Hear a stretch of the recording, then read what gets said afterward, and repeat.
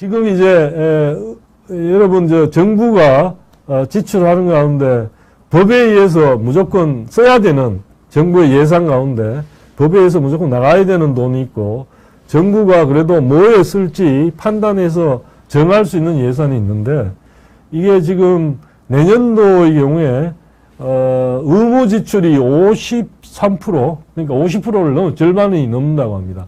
그 이야기는 뭐냐면 그러니까 법으로 이걸 누구한테 얼마 줘야 되고 연금 같은 거라든가 이런 것들 각종 건강보험이나 뭐 등등 반드시 써야 되는 어떤 그런 것들이 들어있는 그걸 다 합치면 그게 뭐 한 50% 넘어 절반을 넘고 그게 이제 시간이 지날수록 이게 점점점 늘어서 2060년인가 그때쯤에 80% 그리고 재량이라고 말은 하지만 실질적으로는 그걸 갖다 쓰지 않을 수 없게 여러 가지 정해진 뭐들 때문에 안 쓰면 나중에 문제가 생기는 약속을 했다든가 뭐 해주겠다 했다든가 그 상대편이 이의를 제기하면 문제가 발생하기 때문에 거의 의무 지출과 다름없는 것도 많기 때문에 한 80% 되면 실제로는 이게 거의 정부라는 게 그냥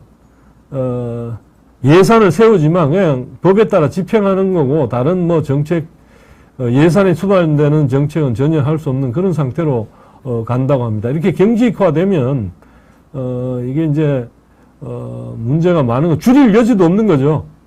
예산을 예컨대 어떤 정부가 예산을 많이 쓸수록 비대해지고 비효율이 많아진다고 생각하는 어떤 그 정치인이 나서서 그걸 대통령이 됐다 하더라도 그걸 줄일 방법이 없는 거예요. 법을 다 개정해야 되니까. 그래서 그런 점에서 이게 아무튼 이게 연금이라든가 이 경직 의무 지출로 나가야만 되는 것들을 조금 구조를 바꾸지 않으면 이런 추세가 막기 어렵다 이런 이야기를 하고 있습니다. 그래서 연금 개혁이 민생 그러는데 이게 민생을 위해서 뭔가를 하려고 해도 거기에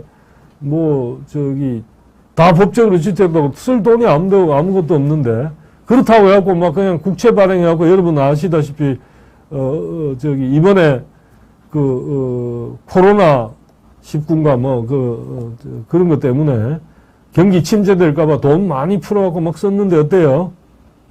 결국 지금 다시 걷어들이니까 지금 엄청난 어려움이 나오고 있잖아요. 그래서 그렇게 하는 것도 별로 바람직하지 않은데 그러면 이걸 더군다나 또 국채 발행 많이 하니까 그게 결국은 미래 세대 다음 세대들이 이거 다 갚아야 되는 게 그래서 현재 세대의 문제를 미래 세대가 갚아야 될 빚으로 현재 세대가 가진 문제를 다 풀어버리려고 하는 거 그거 자체가 사실은 굉장히 비도덕적으로까지 볼 수 있기 때문에 그런 방법을 취할 수 없고 결국은 이걸 갖다 줄여가야 돼. 민생이란 게 결국 돈 안 들고 민생을 돌볼 수 있나요? 그렇게 될 수밖에 없다는 생각이 들고 그래서 연금개혁이라든가 이런 것도 해야 되고 또 논의를 해야 실제로 정말 민생을 생각한다면 그렇게 가야 될 거라는 생각이 듭니다. 그래서 지금 이제 연금이 왜 문제가 됐는지를 가만히 생각해 보면 여러분 잘 아시다시피 이제 저도 이제 연금을 이제 받기 시작하는 나이가 됐는데요. 그게 이제 예전에 비해서 오래 살고 그러다 보니까 받는 돈을 오랫동안 받게 되고 그 다음에 또 그걸 갖다가 감당해야 될 젊은 세대는 숫자가 작아지고 그래서 이게 국민연금 쌓아놓은 기금들이 급격하게 줄어들 가능성이 지금 이걸 복잡한 어떤 추계를 들여다보지 않더라도 상식적으로 이걸 여기 그렇게 표현하는 국민연금 이대로면 먹고, 지금 먹는 사람들은 먹고 튀는 거고, 다음 세대 돈을 냈던 사람들은 이게 나중에 먹튀가 되어버렸기 때문에 먹을 게 없는 거죠. 젊은 사람들은. 그래서 개혁을 한다고 말은 하는데, 이게 하기 위해서는 이 사람들이 저만 하더라도 저한테 예를 들면 더 적게 주겠다 그러면 제가 기분이 좋을 것 같지는 않아요. 이해가 돼서 납득을 시키면 내가 따라갈 용의는 충분히 있습니다. 그러나 그래서 그런 설득을 하는 작업을 열심히 하고 뭔가 야당하고도 이게 합의하고 뭔가 실제로 대선 때 그런 합의를 했잖아요. 연구개혁 하겠다고. 근데 말만 민생 그러고 그거 안 하잖아요. 그래서 그것도 시작해야 된다. 그 다음에 이것만이 아니고 연금뿐만이 아니고 다른 어떤 예산 쪽에 있는 여러 가지 문제가 있는 것들을 하나씩 잡아내갖고 그것도 법으로 개정을 해야 된다. 그 중에 하나가 이게 이제 교부금이죠. 교육교부금인데 이게 여러분 잘 알다시피 전번 시간에 한번 다뤘습니다만은 그 KDI의 재정 쪽 연구하는 부서에서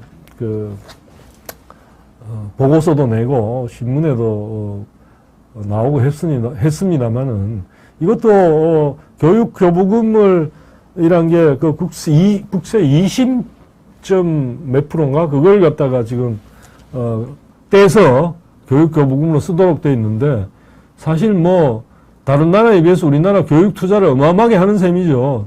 그 20 몇 프로를 교육에 집어넣으니까 어떻게 보면 참 다른 나라에서 부러워할 정도로 그건데 그 돈이 근데 효과적으로 쓰이느냐 그게 아니고 이게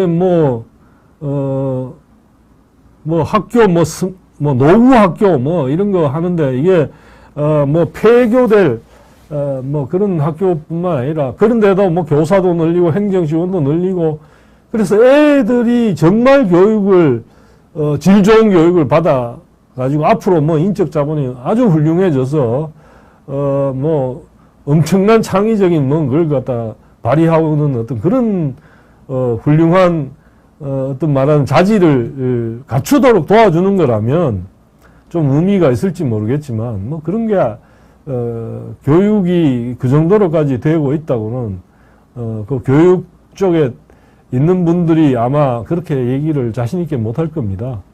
오히려 낭비되고 있다는 말이 일반적인 평가고 그게 지금 복지부엔 교육부 수장 매우 중요합니다. 예, 왕돈이 맞습니다. 그래서 그거를 교육부 수장이 이걸 돈을 갖다가 글쎄 그런 교육부의 교육 관련된 사람들의 이익권하고 연결되어 있기 때문에 아마도 이런 얘기는 하기 쉬워요.